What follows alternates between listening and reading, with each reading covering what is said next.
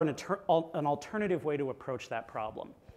We define a protocol with a method name and some arguments and a documentation string. No implementation. We're just declaring this function exists. There could be a set of functions there. Then we can define our own types that implement that protocol, but we can also extend the protocol to existing types. So in this case, we're extending the protocol to JavaScript's built-in array type, and that is actually going to go in and modify the prototype of array. But what it's going to do is namespace this count function using the namespace that we declared at the top of this file. So it's actually going to add a function called cljs.core.count.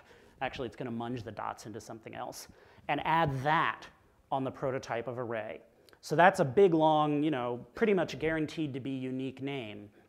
But then we have a optimizing compiler which will compile that down into a very short method name for our production code. And I'll talk about that in a minute. But some interesting examples of things that we can do with this. There is a DOM manipulation library for ClojureScript called Domina, written by Luc van der Hart. And Domina borrows the idea from jQuery that you can work with a group of DOM nodes or a set of nodes the same way you work with an individual node.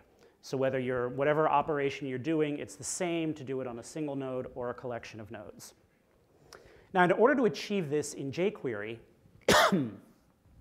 they actually have to wrap all of those DOM objects in an extra jQuery object that implements this behavior. In Domina, we can actually create a